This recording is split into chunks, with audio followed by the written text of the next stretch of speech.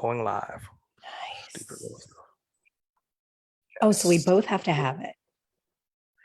Well, it's just generally for the group. So the group level needs to have it. And then when Zoom connects, then it connects. So we are officially live on Facebook. So yeah. What are we doing today, Erin?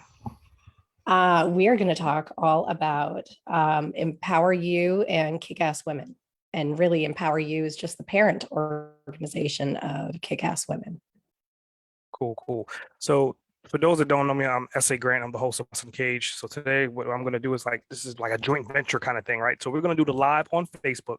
And then I'm also in a couple seconds about to hit record and record it as a live podcast. And I'm just going to go into the introductions and you're going to really get to know who Erin really is behind the scenes and what her business is. So we're going to do it as a two-part thing. So any questions before we go live on the podcast, Erin? Yeah, I do want to know, are we also going to get to know about USA? Through it. I mean, yeah. I mean, you have Yeah. opportunity at the end of the podcast that, I always give anyone that I'm interviewing an opportunity to interview me. So that's how we're going to close out the podcast where the microphone and the show becomes you and you become the host and you get to interview me at the end. Sweet. Cool. I'm All ready right. to So I'm play. going to go ahead and I'm going to hit record and we're going to start this podcast episode and get rolling. All right. So here we go. All right. 3, 2, 1. Welcome back to Boss and Cage podcast. So today's show, we have, I like to refer to her as my friend, but we recently just met each other through a networking group and the synergies just kind of just exploded and magnified. Come to find out we're both Sagittarius and all these different commonalities between us. She's a Northerner as well. So it just made sense that it worked. And as you guys know, I like to name whoever I'm interviewing with a particular name. So in this episode, I'm going to deem her the empowered boss. And once she starts speaking, you're going to understand exactly why I'm calling her the empowered boss. So why don't you tell the people a little bit more about who you are and what you do, Erin? Thank you, SA. I really appreciate that. I would say instead of empowered, I mean, you can call me whatever you want. What I like to say is that I help empower women and really anybody in business. I am the founder of Kick-Ass Women, which is a networking group for mid to late career women seeking greater fulfillment in work. What was happening, I'm a huge fan of collecting people who are amazing like you and connecting them to other fabulous people who will help each other get 10 steps ahead. When folks aren't introducing themselves and connecting with the people I introduce them to, I am always perplexed why. So I had said to somebody one day, I'm just going to throw an event and invite you all and see what happens. And fireworks happened. 7 women arrived around the table. We explained each of us explained the space in which we were at that moment. And people started jotting down notes. Every woman walked away with 7 pages, 1 page for each woman of resources, tools, and people who they were going to connect to her. It was just absolutely amazing. And afterwards, everyone asked if we could do it again. And we needed a name. And luckily, a friend said, what a great group of kick-ass women, because it truly was. It was the first time that I had ever been in a networking group where I didn't feel uncomfortable, where people were in cliques, where you walk in and everybody's back is turned to you. And everybody literally opened up their internal Rolodex of everything possibly known to man. It was amazing. Nice. So I mean, let's just peel back those onions, right? So if you could define yourself in just 3 to 5 words, what would those 3 to 5 words be? One woman empowering many women. Nice. So obviously, I mean, I think anytime we're talking about business, we're talking about like strategy and we're talking about niching down. So you found your niche, which is essentially probably one of the hardest parts of figuring out what to do in business. So with your niche, Yes. what do you do? I mean, you're connecting people, but I mean, how are you doing it? Are you doing more coaching? Like, what do you actually do with your clients per se when you get your hands on them? I love that question. So I myself have done executive coaching my entire career, preparing executives for talking to Wall Street investors and analysts. during a time when regulation full disclosure came out. I know everybody's eyes just glazed over, but it took the wink, wink, nod, nod out of CEOs and CFOs' hands when talking to investors on how the quarter was going, to a whole new level of full disclosure, which means everybody needs to know what's happening. So I've done a lot of coaching on body language, how to respond to controversial kind of I gotcha, catch it in the moment questions. And there's a lot of nuance and intuition that goes into my former career in investor relations. So I've taken that and I have I know things that are bubbling below the surface, like common issues that we all have, which is I can define them, and I hope that nobody else can relate to this, but in my last 3.5 years, I haven't found a single person who was like, oh, I don't have that. Lack of self-confidence, fearing failure, feeling that you're an imposter or that you're going to be found out for not being as successful as you actually are, negative mindset. There are all these things that are inside bubbling around. We've got the itty bitty shitty committee, as my friend Eric Tivers says on his podcast, that is constantly tearing us down. Well, without practicing really good strategies that have been provided by like gurus, Buddhas, you name it. Executive coaches are my sweet spot. They're the folks who know how to help infuse positive mindset and teach us how to build and maintain self-confidence.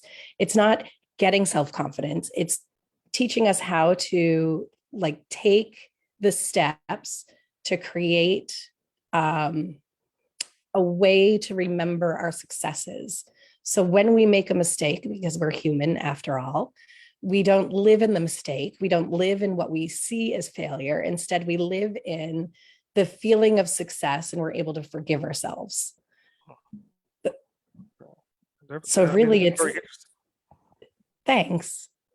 I literally create a space for experts in their own right to teach right now mid to late career women how to get over something that might be holding them back.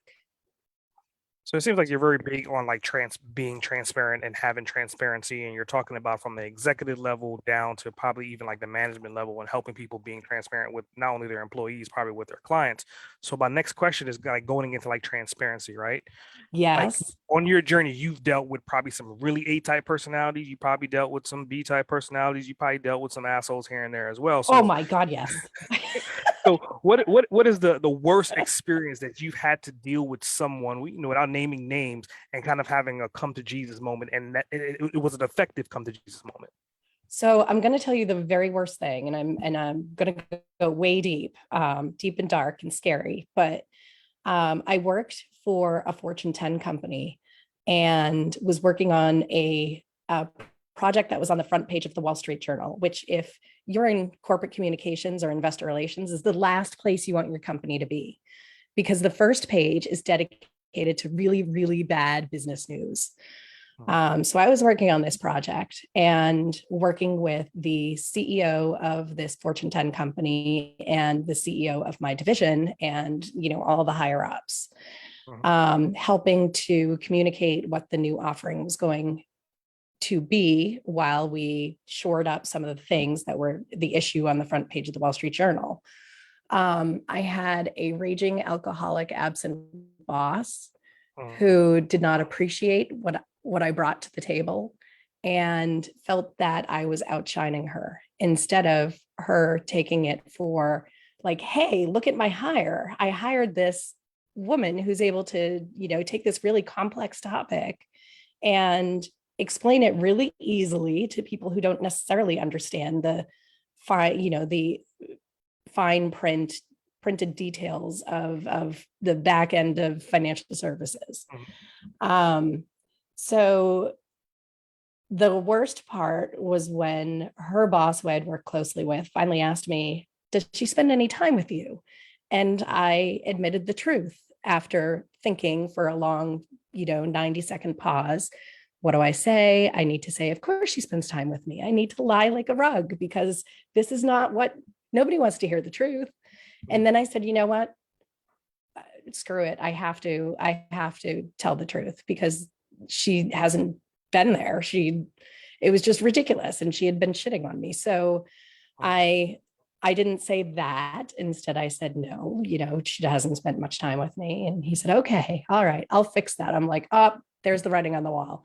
Sure as anything, I was fired about 4 weeks later. And in getting my personnel file, saw that she had rewritten the emails, or somebody had rewritten the printed emails that were in my file. I'm like, oh, that's great. I felt like the biggest, crappiest failure in the whole wide world and could not get out of this loop of you see a video on a loop. Like, think about that video on a loop being all your failures, every single last thing that you ever did wrong. I could not get out of that. So when I see people who have been laid off or fired or have some kind of life change that has altered them in a way that now they're feeling crappy about themselves, I think to myself, well, there's no way that you're not crappy. None of us were born crappy. Like, you just need some tools and strategies to get you out of this. I think that's very interesting because I mean, on one hand, like anybody that does anything that deals with financial services, they understand that FINRA is always there. FINRA is always hovering, waiting for somebody to mess up. That's like FINRA's job, is just to make sure that you don't mess up Yes. and mess up like the stock market, right?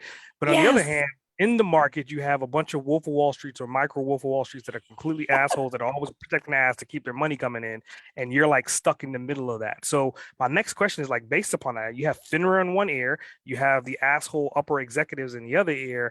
Like, how did you overcome that hurdle and use that overcoming of the hurdle to become who you are to help other people overcome their current hurdles? Whoa. So, to be perfectly honest, years of therapy, but also sticking to my core knitting, which is my core values.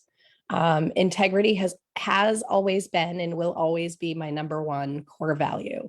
And when I say that, it's being honest and transparent. It's being able to talk through difficult situations and conversations that might be controversial, but we don't have to handle it that way.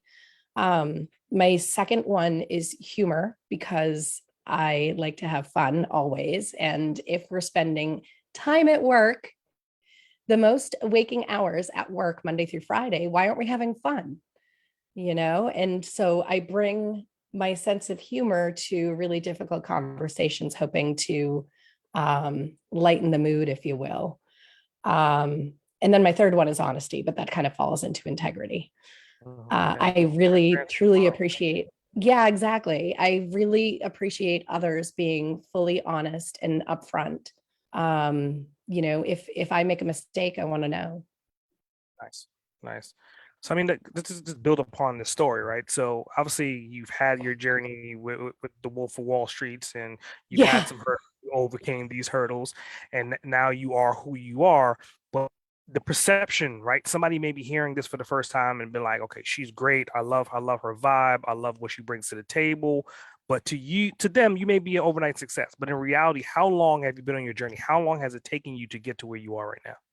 So from when I was fired to now has been just about 7 years. Um, and it has been a whirlwind, kind of like one day I think that I'm one thing, I'm a professional, I'm a VP, blah, blah, blah.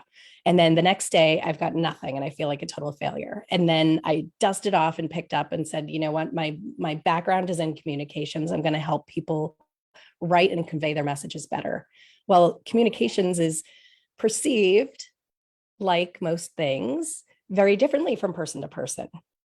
So communications means sometimes website development. It means PR. It means oh my gosh, social media. It means like all these things that kind of make up the written and oral word, which yes, I do, but not in every medium. So I've had to learn a lot along the way and take a lot of knocks. Um, Mm. the Then I had a contract job at another financial services company, a hell of a lot smaller, and noticed that the same kind of black cloud that was over the last company was over this company. And that was the '08 financial crisis had caused this disruption in the workplace with gigantic layoffs, gigantic benefit cuts, real low employee morale, and without management executives really taking the bull by the horns and communicating effectively with those who are left behind, who feel like they just were torn from half their family.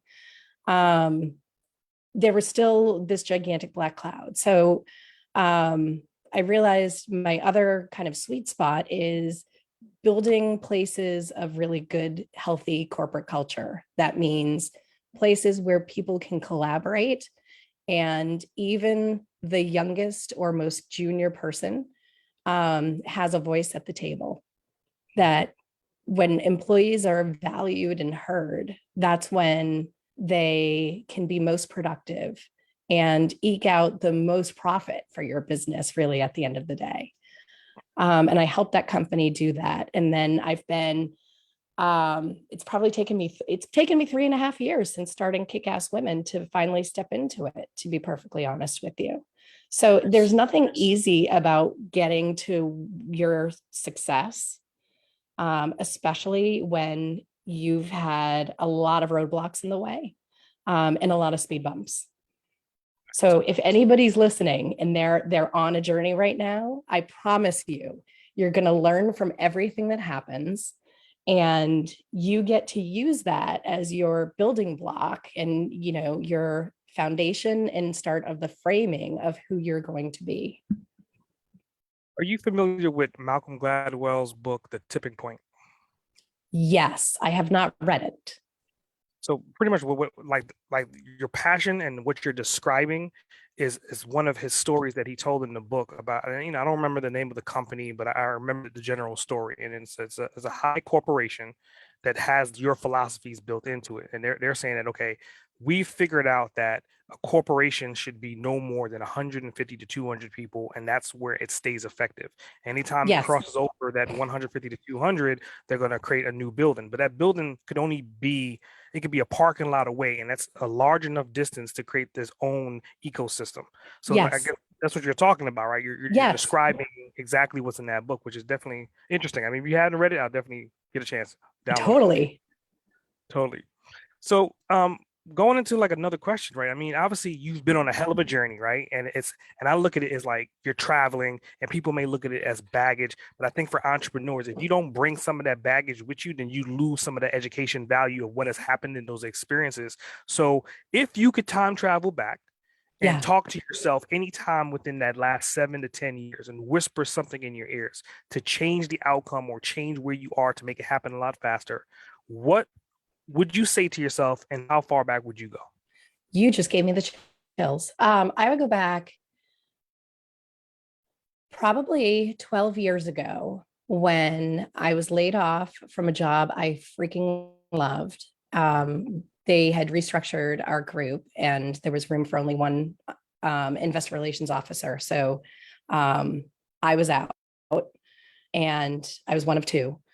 And two, the number one being my boss. So she CYA'd, as one should. I would go back in time and say, there's nothing personal about business. And when looking for your next role, be cognizant that this is probably going to happen again.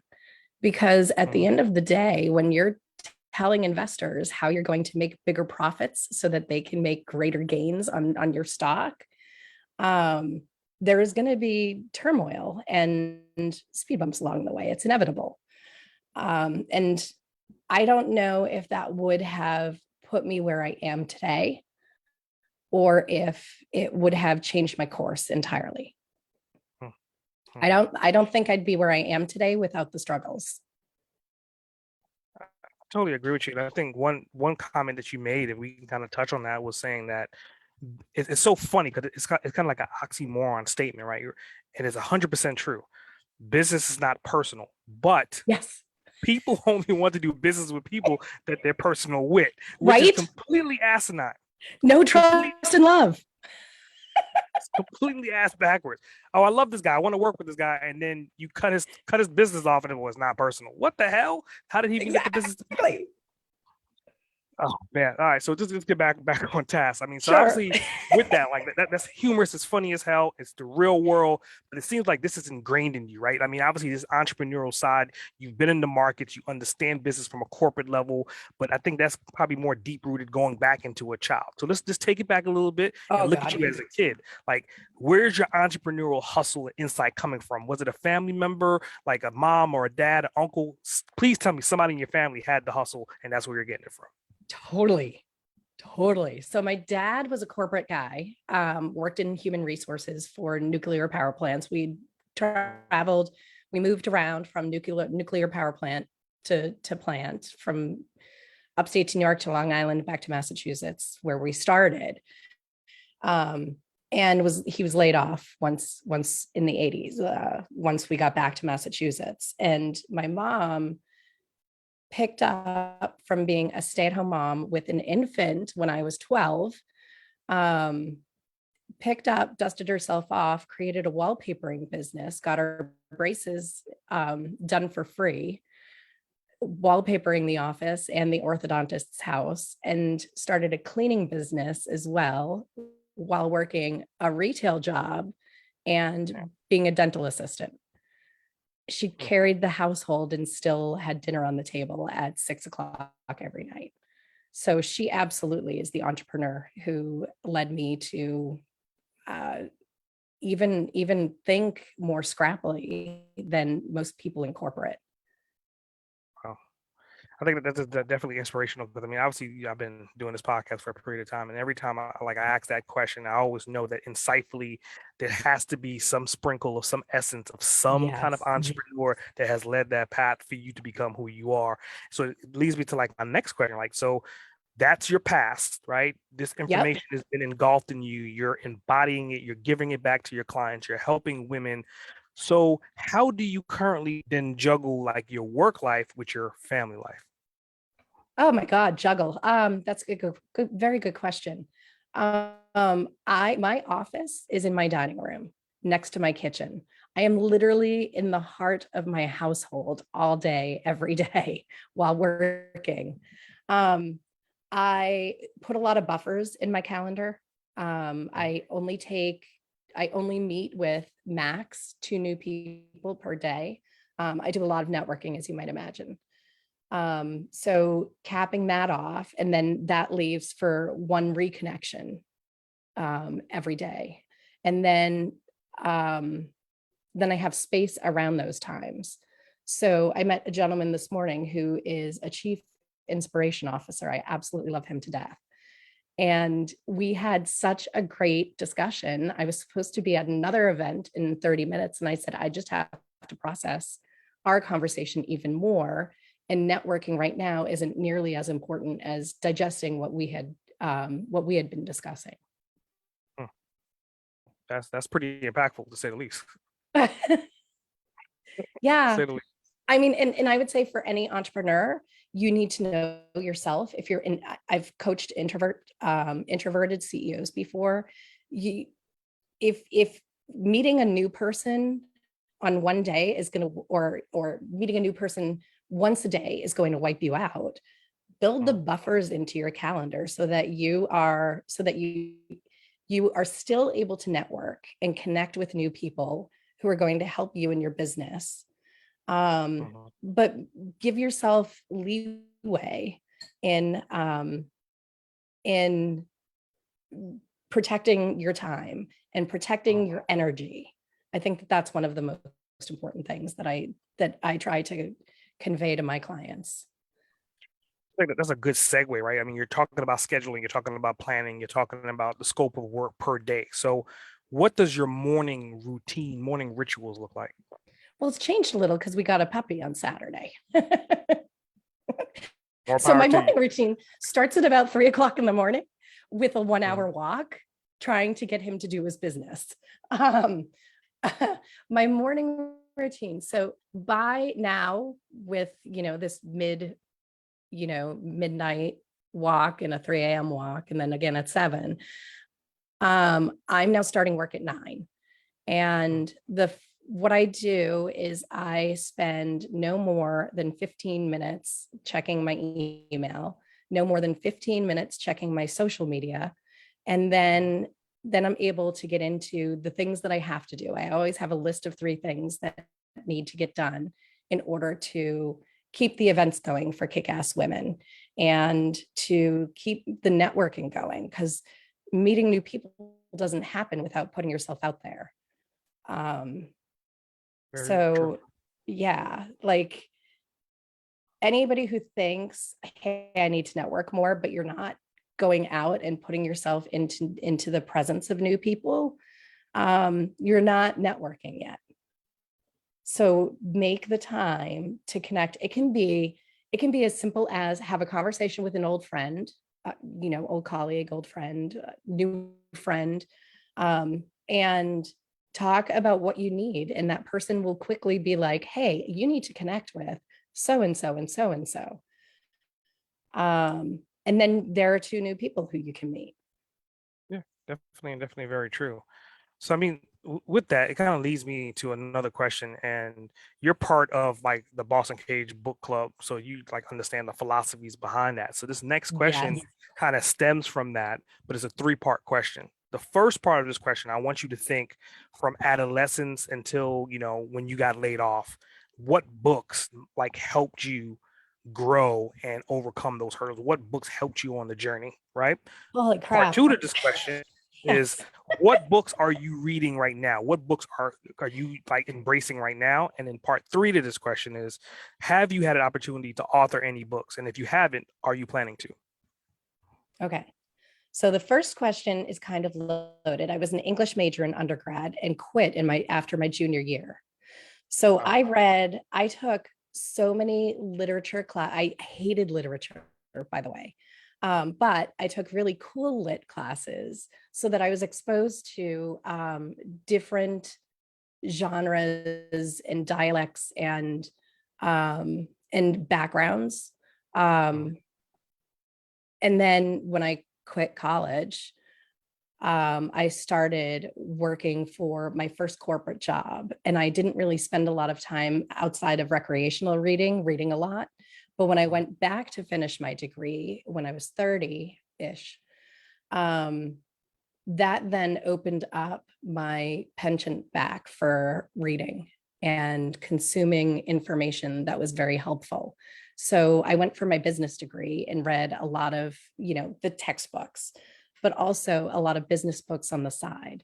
Ayn Rand was one of my Atlas Shrugged, has really helped me formulate the way that I feel about the balance between business and society, or social impacts. Um, and then there were a few other books along the way that have certainly helped. The Obstacle is the Way helped me get out of my deep, dark depression. Wow. Standing in the Fire was an excellent book that talked about this colonel who brought his army into the woods, and a gigantic fire lit in the middle, and they were stuck in the middle. And he said, just don't move. The fire will die out. I promise. Just don't move. Everybody leapt the fire outside and died. And he was left standing in the fire. Wow. And that's, I forget who wrote that book, but he correlates that to talking about difficult things in business. Like without those difficult conversations, you can't possibly get anywhere or even stay standing as a business. And then now I'm really reading. I read a lot of blogs, to be perfectly honest with you. I've cut down on the books. However, audiobooks are my friend. Priya Parker's The Art of Gathering is probably the most recent, most compelling book I've read. Um, she talks about making spaces for growth and connection, and it totally speaks to my heart. Wow. Wow. So going to the last question, the third part is like, Oh, have as I you did written a so much book? reading, yeah, you did a lot of reading. It sounds like, coming from an English background and doing all these different executive style reading. So, I mean, where are you as far as your authorship? So I have not written a book yet. I am definitely in the process of starting. And that book is going to rewrite the business playbook that was written back in caveman days when Thor traded a bison for a dinosaur. It's never been opened and dusted off since, guys. In the No, you gotta, 70s, you gotta repeat that again. You gotta Thor. Come on, um, what would a bison? the business playbook was written back in caveman days when Thor traded a bison for a dinosaur. That's a T-shirt if I ever heard one. All right, continue. Sorry. When women entered the workplace in a more in a bigger, more using air quotes equitable fashion in the 70s, it was one woman for herself. And when I entered corporate America in the 90s, it was, what have you done to make it to my level? Instead of, you have to pay your dues to even speak to a CEO. Well, when my CEO mentor tapped me on the shoulder to help in investor relations, that like blew everything out of the water. And I was the young non-executive, non-graduate of college, sitting at an executive table of a publicly traded company. And I continued that for the rest of my 20-year career. And I can tell you that because the playbook has never been rewritten, the women around me were able to be as catty and as vindictive and as competitive as possible. And that does not play well. And unfortunately, that's not something that's uncommon. Yeah, it's a doggy dog world when it comes down to corporate level business. I think corporate business versus startup versus entrepreneurism, by Yes. default, to the layman, they think they're all the same. They are not the same by Oh, any God, means. no. So they're completely different monsters. There's overlap, but it's like different styles of monsters for sure. Yes. And So I think the one thing I do want to share right there. So when a startup starts to hire, you have a really, really tight knit team, and you're able to keep that, and you're able to keep the startup vibe until you get to it's either employee 12 or employee 30, depending on who you are and what your business is. When you get to the size that you need to grow up and put on the big boy pants for policies and procedures and benefits and everything else, that's when you really need to focus on your corporate culture. And that's when you need to identify your core values if you haven't already, and weave that through everything that's ever done in your benefits, your compensation, your decision making practices, the policies that you set that are HR and otherwise, the security policies that you set. If you want to be, which is very rightfully popular now, diverse and equitable and inclusive, and make people feel as if they belong, then you have to create the culture to do so and make sure that everybody, including promotions, reviews, and raises, is all tied to those core values. definitely interesting. And I think it goes back to the point when you were talking about like your 20-year span in the career before you became a full-time entrepreneur. So, I mean, that's the 20 years before. I want to jump ahead 20 years. I mean, what are you looking at executing or achieving or becoming in the next 20 years? I have a hard time visualizing who I'm going to be, but I know the impact I want to make.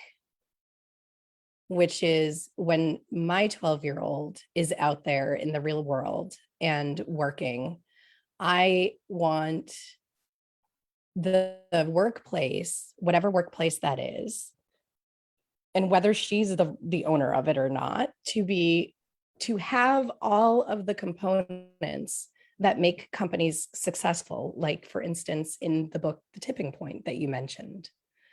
The ecosystem needs to be supportive and appreciative of employees, and I want executives to open up their humanistic qualities and be able to relate to their employees on much greater levels. um I don't know, I want corporate America to be something different than it is today. Yeah, I mean, I could see it, but it kind of goes back to the statement we talked about earlier on in this podcast, right? We were talking about like business is not personal, but personal is what drives business. Right. So from an executive level, if they're going to essentially hire all their friends, then you're going to have essentially nothing more than good old boy networks collectively versus like you're saying, the diversity and inclusion. So it becomes like a push and pull, right? Like, how do we get to Yes. that leverage point? How do we I mean, I'm asking you, like, how do we leverage that out? So I worked with Carol Meyerowitz, who was the CEO of TJX, the TJX companies, TJ Maxx, Marshall's Home Goods. When I was there in investor relations, she made a point to include those with different backgrounds, races, religions, colors, sexual orientations, disabilities, etc., to all be at the executive table in all of the different brands. Because if you don't have the minds of those with different backgrounds that represent your customers around the executive table, then you are not able to make effective decisions that will benefit your customer and keep them loyal. Um, the whole I'm going to hire my friends, I'm going to hire those who look like me, that's got to stop, because you're not being fair to your customer base. If you have a product you're putting out to the world and Mhm. you want it to attract, like I think mid to late career women, but I want not just white mid to late career women, I want all mid to late career women, because all of us have been impacted by the same crap.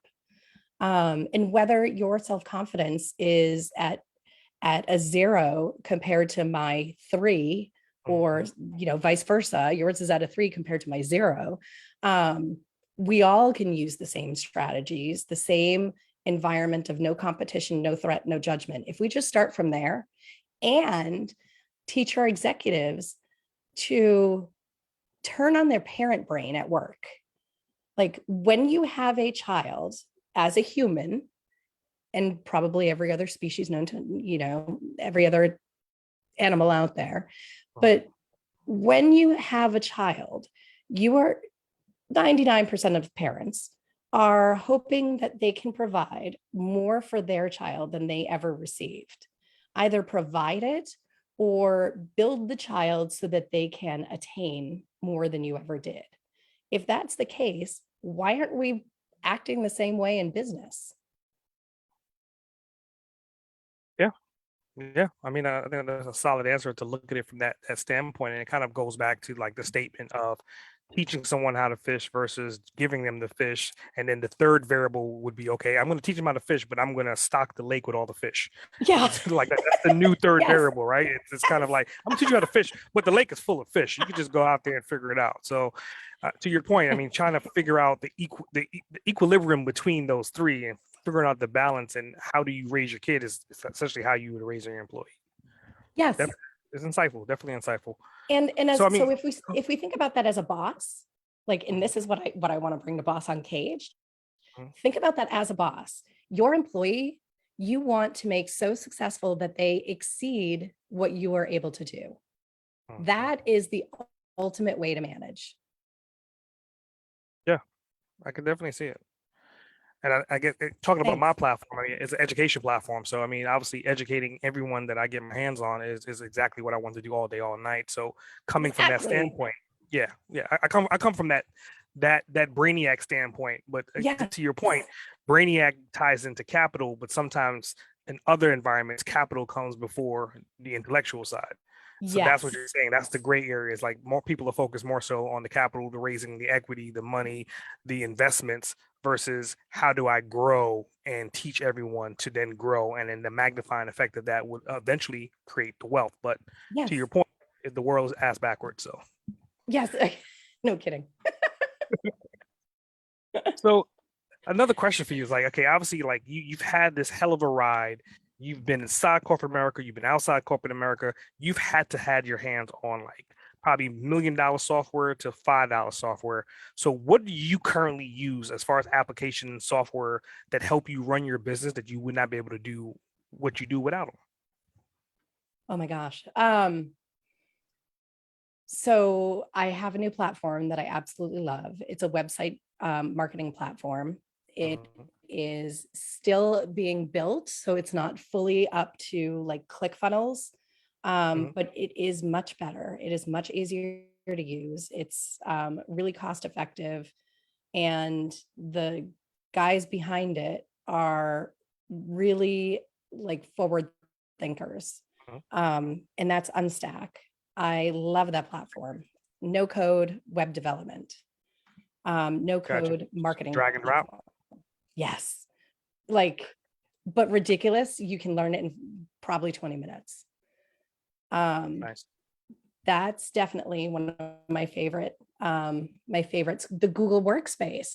So I had to choose between Microsoft and Google. And I mean, hi, it's choosing between shit and shitola. Yeah. They both are want to rule the world. Um, Hmm. but Google software is easy, and I think it's gonna take over Microsoft one day, unless there's a disruptive technology that comes into play that's even more powerful.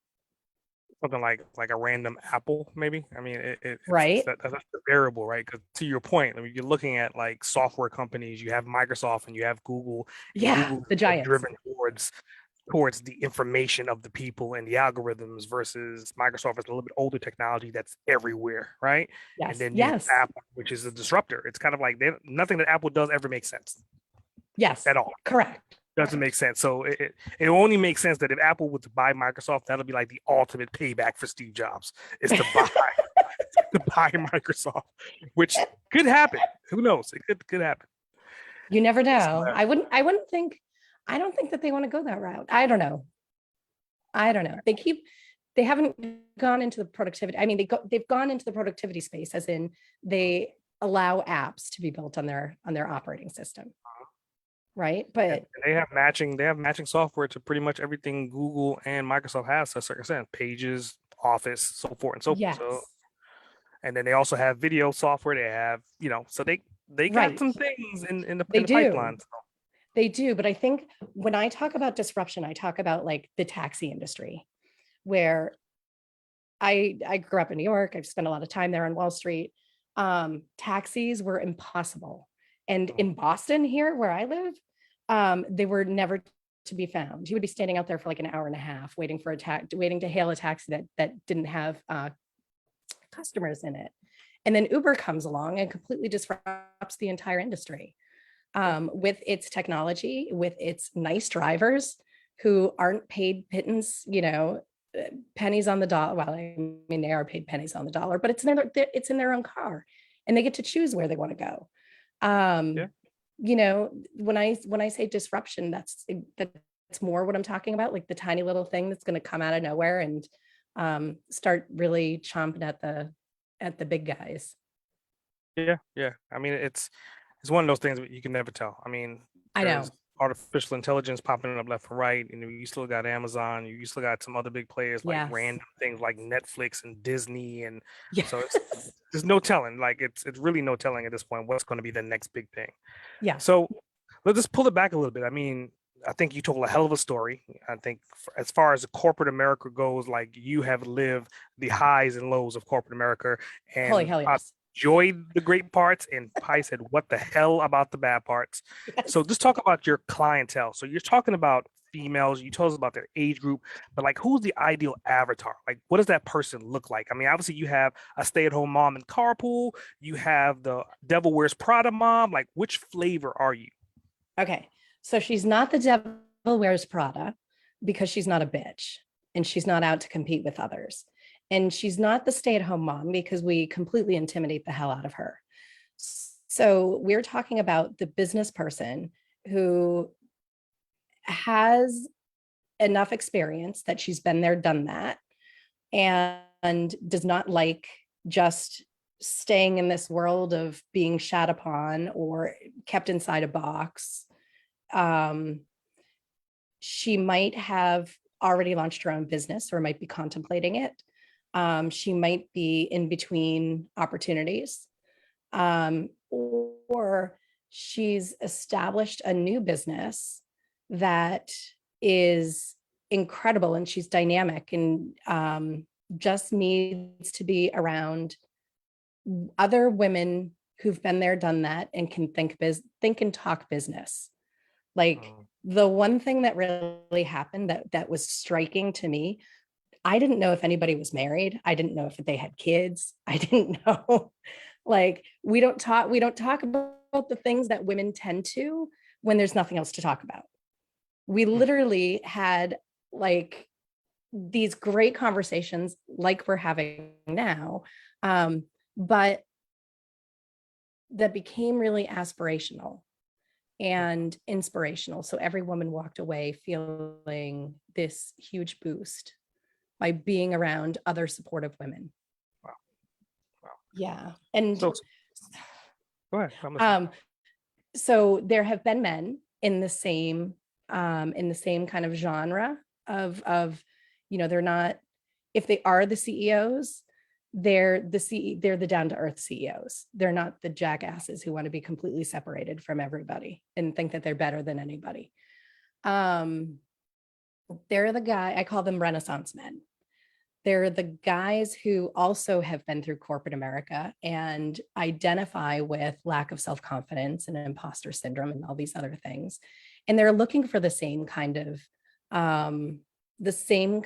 space to share with others about work and business and how can we get each other ahead? How can we support each other? Who can I connect you to? What resources have I used that I want you to? Very nice.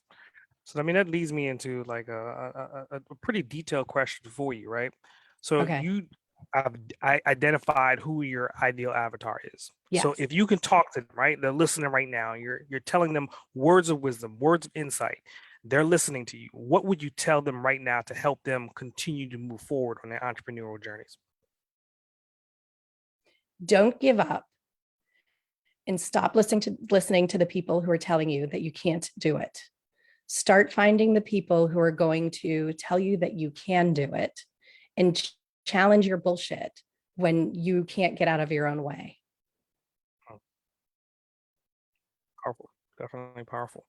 So I mean, with that, I mean, how do people find you? How do they get in contact with you? I mean, obviously, you're a communication specialist. Where are you? Where are you on the Where internet? am I? I'm everywhere. Yeah. So on Facebook, I have Kick-Ass Women. It's with Kick-Ass without vowels. So it's KCKSS Women. I've got a page, and then you can click on visit group and come join us. Come and play in my sandbox. You can find me on LinkedIn. Same thing. On Twitter, KCKSS Women. My website is the same, KCK Women. KCKSS. KCKSSwomen.com. And if you want to find out more, really check out Kick-Ass Women. Find me on Twitter, LinkedIn, Facebook, and come and play in my world. I love my ladies. I love strong women who just want to support and uplift others. Nice. Very nice. Well, I definitely commend you for that. So I think now is a good time to go into a bonus round. I got a couple of bonus questions for you. Okay. All right. So my first bonus question is outside of your family, outside of your kids, what's your most significant achievement to date?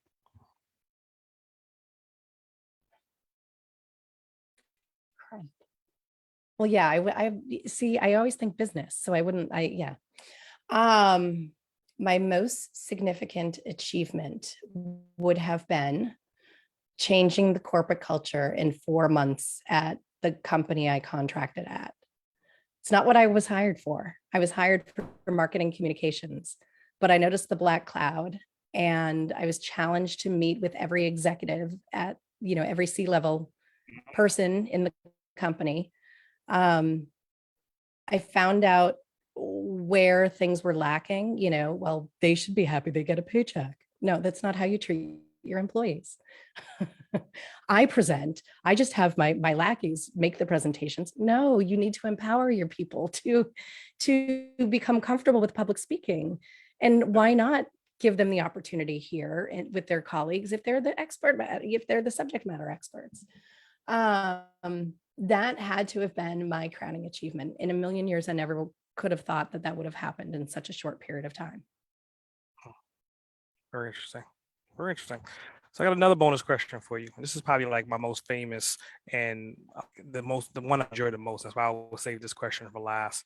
Okay. If you could spend 24 hours with anyone, dead or alive, uninterrupted for those 24 hours, who would it be and Maya why? Angelou, hands down. I met her when I was at Framingham State as an English major. I was vice president. I don't know. I was in student government anyway. And she spoke. I had already loved her because I had taken an African American literature course that I absolutely adored to no end, with a friend of Toni Morrison's, of course. And it was amazing.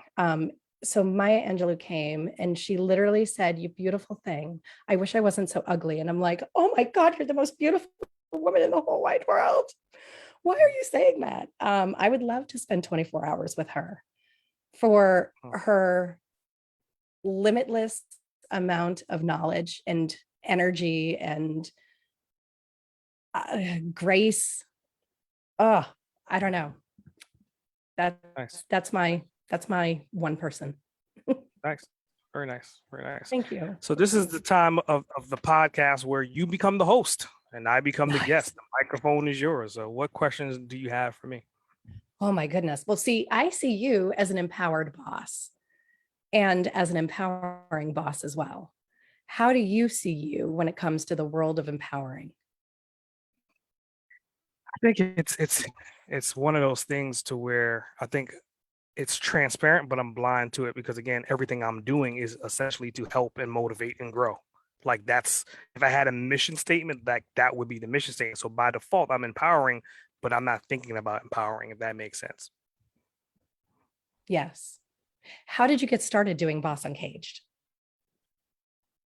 So long story short, my original company, which is still in existence, is Cerebral 360, which was a media design marketing agency.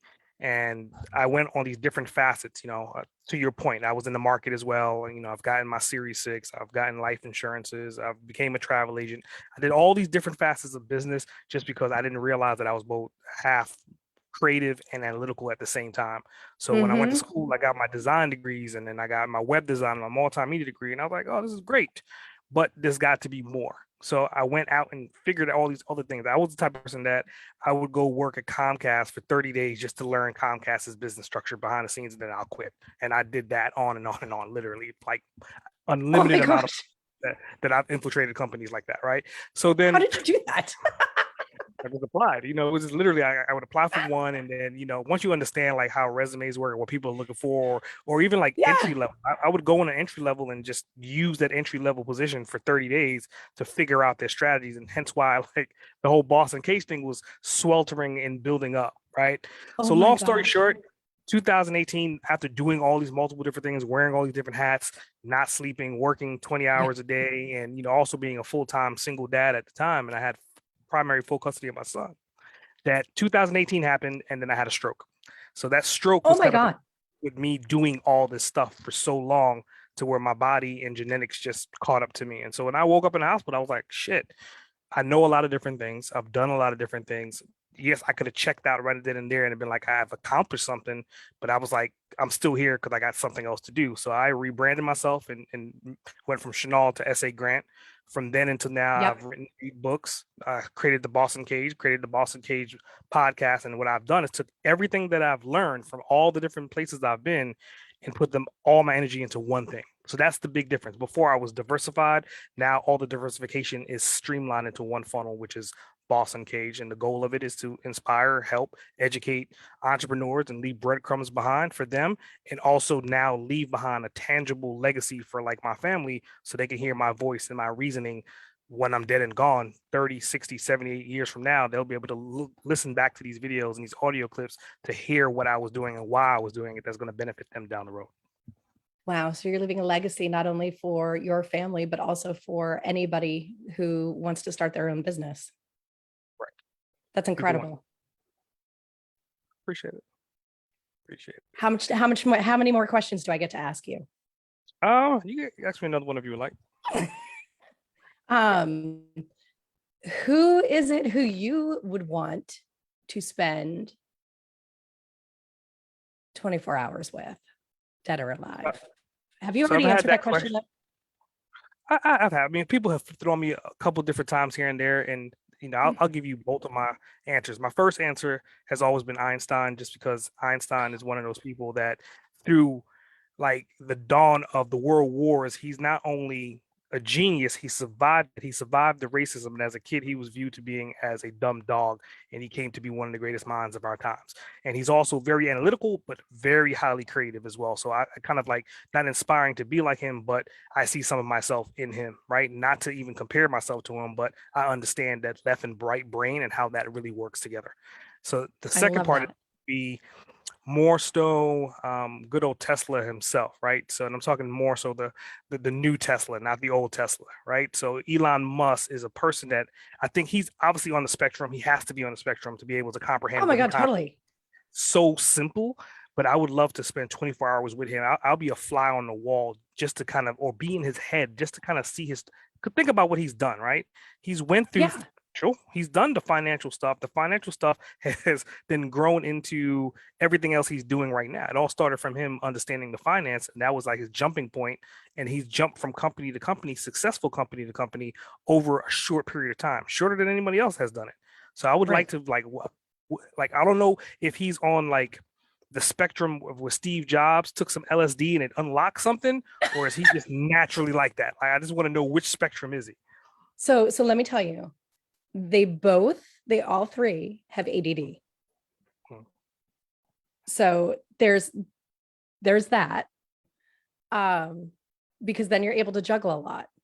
You're able to spend 30 days micro-focused on Comcast behind the scenes business structure and learn what their strategy is and learn how they get their employees all aligned all around the country. And then jump to another one and be able to still digest and hold all of that in. It's written, it's documented. Einstein, Jobs, and Elon Musk all have ADD. I don't know about Richard Branson. I don't think that I don't know about him, but he would be number 2, by the way, for me. Interesting. I mean, I guess I think, to your point, I've never been diagnosed with it, but obviously I think I have it, right? So I've just learned to maximize it. It's kind of like having a superpower, right? It's kind of like when I hear Kanye West talk about being bipolar and as a superpower, I definitely get the understanding. It's like, why hinder yourself when you can utilize it? Not everyone has access to it. So exactly. Make the best out of it. Exactly. Definitely. No, it's a great thing. It's a great superpower. says one with it. Well, in closing, I mean, I definitely appreciate you taking time out your busy schedule, and I hope that everyone that's in your kick-ass group gets a pretty decent insight. If they don't know who you are, or if they were trying to figure out who you are, they definitely know who the hell you are now, and they got a taste of who I am as well too. So I definitely appreciate you taking time out your busy schedule to be on the show today. SA, I have to say thank you so much for your time and for your interest and for the way that you so thoughtfully and meaningfully brought out who I am. That was really, really amazing. Thank you. It was my pleasure. S.A. Grant, over and out. Nice.